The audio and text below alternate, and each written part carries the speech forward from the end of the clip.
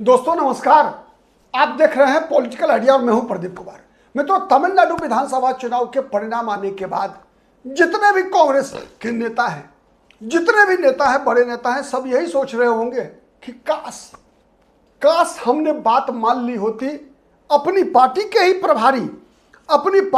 प्रभारी जो इंचार्ज हैं कांग्रेस पार्टी के, गिरीश चोडनकर की।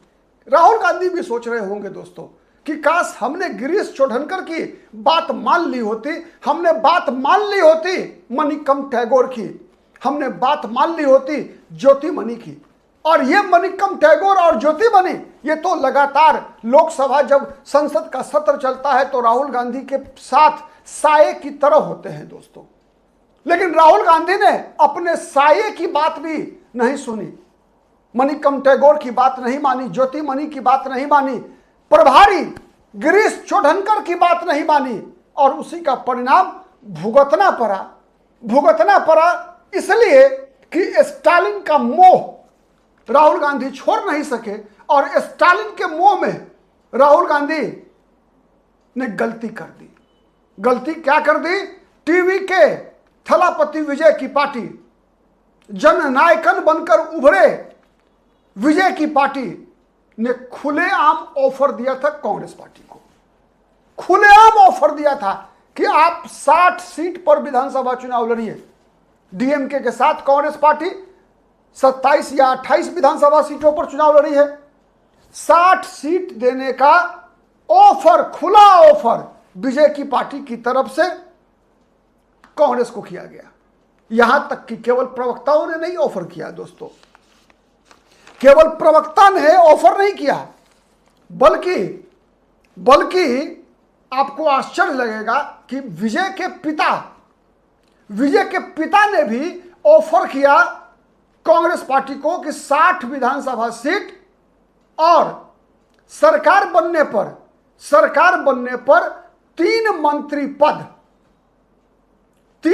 मंत्री पद कांग्रेस पार्टी को ऑफर कर दिया गया। जबकि डीएमके ने आउटराइटली रिजेक्ट कर दिया था कांग्रेस पार्टी की इस मांग को कि सरकार बनने के बाद कांग्रेस को इस बार सत्ता में साझेदारी मिलनी चाहिए, सत्ता में हिस्सेदारी मिलनी चाहिए, पावर शेयरिंग होना चाहिए। चूंकि हम चुनाव साथ में लड़ते हैं लेकिन कांग्रेस पार्टी जनता का, मतदाताओं का काम करने में सक्षम नहीं हो पाती, इसलिए कि कांग्रेस पार्टी के विधायकों को सरकार में शामिल नहीं किया जाता।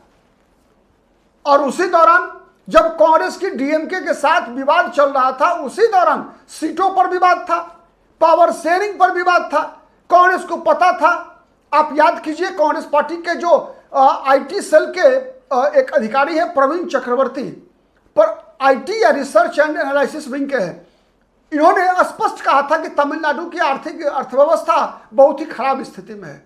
भारत में सबसे ज्यादा अर्थव्यवस्था अगर कहीं की चिंताजनक है तो वो राज्य है तमिलनाडु।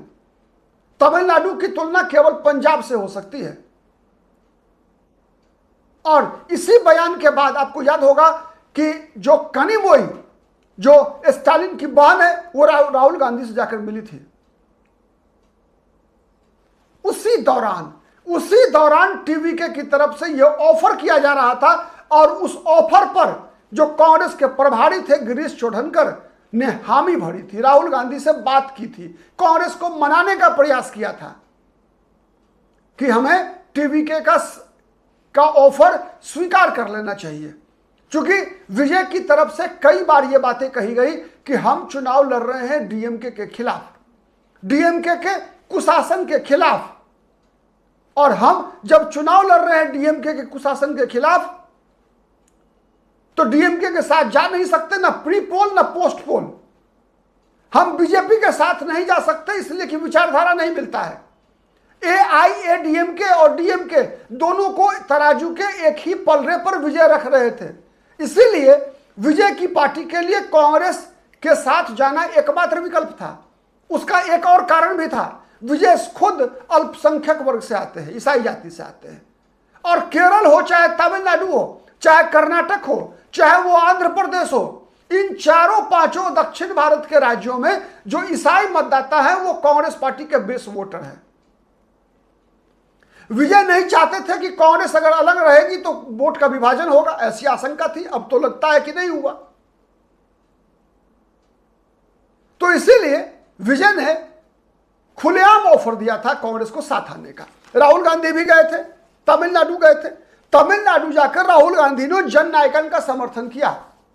कहा कि जन नायकन पर जो प्रतिबंध लगाया गया है वो प्रतिबंध तमिल संस्कृति पर हमला बताया था राहुल गांधी ने। खैर वो किस रूप में वो बोलते हैं कई बार समझ से परे होता है। उन्होंने कहा कि मोदी सरकार की मंशा है कि विजय की फिल्म रिलीज ना हो, मोदी कभी भी तमिल लोगों की आवाज दबाने का में कामयाब नहीं होंगे। लेकिन उनके साथ गए नहीं, प्रशंसा में बयान जारी किया, खूब प्रशंसा किया विजय की, और विजय के कारण मोदी पर हमला भी किया, बीजेपी पर हमला भी किया। बीजेपी को बताया कि तमिल संस्कृति का दुश्मन है, इसीलिए बीजेपी ने जन नायकन के रिलीज होने में अरंगा लगाया है। लेकिन विजय के साथ गई नहीं कांग्रेस। दोस्तों सबको पता है, किसे नहीं पता है कांग्रेस के रैंक एंड फाइल में कि मनिक्कम टैगोर जो है केसी वेणुगोपाल के नजदीकी है। सबको पता है मनिक्कम टैगोर केसी वेणुगोपाल के नजदीकी है। संगठन महासचिव है केसी वेणुगोपाल। गिरीश चोडनकर वेणुगोपाल के नजदीकी है। तो जो स्थानीय राजनेता हैं तमिलनाडु केरल के, उनको पता था कि एमके स्टालिन के खिलाफ जो माहौल है, जो एंटी इनकम्बेंसी है, जो आक्रोश है, जो नाराजगी है, सब जगह विजिबल था, हर जगह विजिबल था। इतिहास भी गवाह था दोस्तों। आज तक कभी भी यह रिकॉर्ड बरकरार रहा, कभी भी द्रविड़ मुनेत्र कड़गम 5 साल की सरकार चलाने के बाद दोबारा चुनाव जीतकर नहीं आई थी। ऐसे समय में इससे बेहतर स्वर्णिम अवसर राहुल गांधी के लिए क्या हो सकता था कि एक तीर से कई शिकार होते, एक तीर से कई शिकार होते। दोनों के दोनों द्रविड़ पार्टियां तमिलनाडु की राजनीति से बाहर। विजय, यह बात सही है कि विजय खुद को द्रविड़ राजनीति का ही अंग बता रहे हैं। लेकिन दोस्तों एक बात तो याद रखना पड़ेगा कि भारत की राजनीति में सिंबॉलिज्म बहुत बड़ा महत्व रखता है। आप बताइए, कई राज्यों का उदाहरण ऐसा है, कभी भी किसी सवर्ण व्यक्ति को, पिछड़ों के लिए अगर उसने कोई बहुत बड़ा काम किया, फिर भी क्या उसे नेता माना गया? बीपी सिंह को देश के ओबीसी समाज के लोगों ने अपना नेता माना? नहीं माना। कि जिस किसी भी सवर्ण समाज के नेता ने या अन्य जाति के कोई भी नेता ने दूसरे वर्ग के लिए कितना भी अच्छा काम किया हो, उसे नेता नहीं माना। नेता हर वक्त, कहा जाता है ना कि बेटी और रोटी का संबंध, यह राजनीति में बहुत महत्व रखता है। तो कांग्रेस पार्टी के पास विजय के माध्यम से एक अवसर था कि यह जो सो कॉल्ड द्रविड़ राजनीति तमिलनाडु में जो लगातार, आप कह सकते हैं कि अब 60 साल लगभग पूरा होने वाले हैं दोस्तों। 57-58 साल तो हो ही गए जब कांग्रेस तमिलनाडु की सत्ता से बाहर हुई थी। बीच में 1980 के दौर में कांग्रेस को एक मौका मिला था पनपने का, लेकिन कांग्रेस ने वो मौका गवा दिया था करुणानिधि के कारण ही। और फिर इस बार, पिछली बार करुणानिधि के कारण इंदिरा गांधी ने मौका गवाया था 1980 में। इस बार एमके स्टालिन, करुणानिधि के पुत्र के कारण, राहुल गांधी ने वो मौका गवा दिया। अब जो आंकड़े निकल कर आ रहे हैं उसके आधार पर अब बताइए कि अब कांग्रेस पार्टी जो 4 या 5 विधानसभा सीटों पर मात्र चुनाव जीतने में कामयाब होती हुई दिख रही है। 4 या 5 है आंकड़ा कांग्रेस पार्टी का तमिलनाडु में। अब बताइए कि इन 5 विधायकों के बल पर कांग्रेस पार्टी कितना असर डाल पाएगी तमिलनाडु की राजनीति में।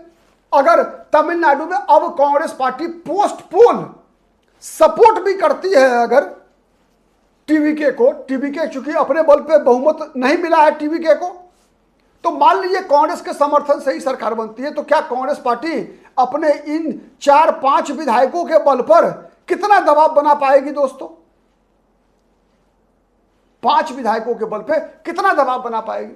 अगर आज कांग्रेस पार्टी टीवीके के साथ गठबंधन में 60 सीटों पर चुनाव लड़ी होती, तो अगर टीवीके के ही स्ट्राइक रेट से कांग्रेस पार्टी को सीटें जीतने में सफलता मिलती, तो क्या होता है स्ट्राइक रेट बताइए आप?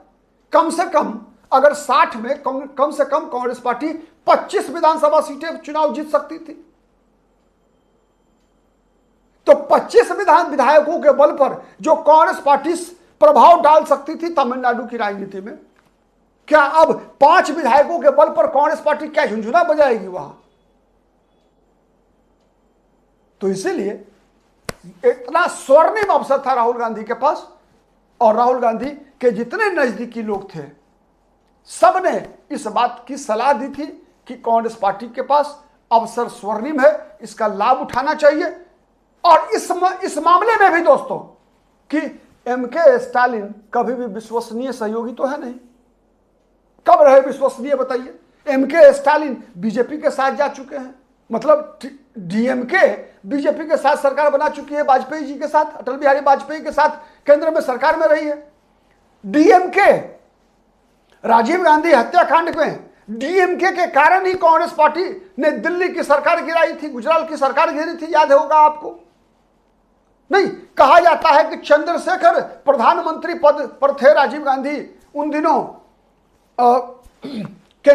राजीव गांधी ने जो समर्थन वापस लिया था कहीं ना कहीं, उसके पीछे जो बहाना बना था दोस्तों, वो सिपाही वाला की घर की निगरानी कर रहा है, उसके पीछे कारण था सुरजीत सिंह बरनाला, जो उन दिनों तमिलनाडु के गवर्नर हुआ करते थे। उनको हटाने की जो मांग कांग्रेस पार्टी ने दबाव बनाई थी, उस दबाव को चंद्रशेखर ने स्वीकार नहीं किया था। मतलब द्रविड़ मुनेत्र कड़गम कांग्रेस से केवल लाभ के लिए जुड़ती है। और अभी आप देखिए, अभी अगर आज तमिलनाडु में अगर द्रविड़ मुनेत्र कड़गम चुनाव जीत जाती दोस्तों, तो क्या राहुल गांधी के लिए एमके स्टालिन, आप समझिए, जिस दिन चुनाव प्रचार के अंतिम समय में राहुल गांधी तमिलनाडु में होते हैं, उसी दौरान राहुल गांधी के कट्टर राजनीतिक विरोधी आम आदमी पार्टी के अरविंद केजरीवाल के साथ रोड शो कर रहे थे। कौन? एमके स्टालिन, तमिलनाडु में, जहां पर कि आम आदमी पार्टी का एक भी उम्मीदवार चुनाव नहीं लड़ रहा था। तो अब आप अनुमान लगाइए कि राहुल कांग्रेस पार्टी के प्रति एमके स्टालिन कितने उदार थे। सीटों के मामले में जब विवाद चल रहा था, कई बार एमके स्टालिन ने कांग्रेस को धमकी दिया था कि आप चाहे तो चले जाइए छोड़ के, अपमानित किया था। अंत में राहुल गांधी ने पी चिदंबरम को भेजा था, याद होगा आपको? पी चिदंबरम को भेजकर किसी तरीके से कांग्रेस ने इज्जत बचाई थी गठबंधन में। लेकिन जिसने इज्जत ऑफर किया था कांग्रेस को, उसके साथ कांग्रेस ने जाना गवारा नहीं समझा था। नुकसान तो कांग्रेस का हुआ। आप क्या सोचते हैं कमेंट करके बताइएगा। हमारा वीडियो पसंद आता है तो प्लीज लाइक कीजिए, कमेंट कीजिए, शेयर कीजिए, जिससे कि अधिक से अधिक लोगों तक हमारी बातें पहुंच सके। अब तक यदि पॉलिटिकल आइडिया को सब्सक्राइब नहीं किया है दोस्तों, तो प्लीज डू इट। आज के लिए इतना ही, फिर मुलाकात होगी किसी अन्य मुद्दे पर। तब तक के लिए नमस्कार।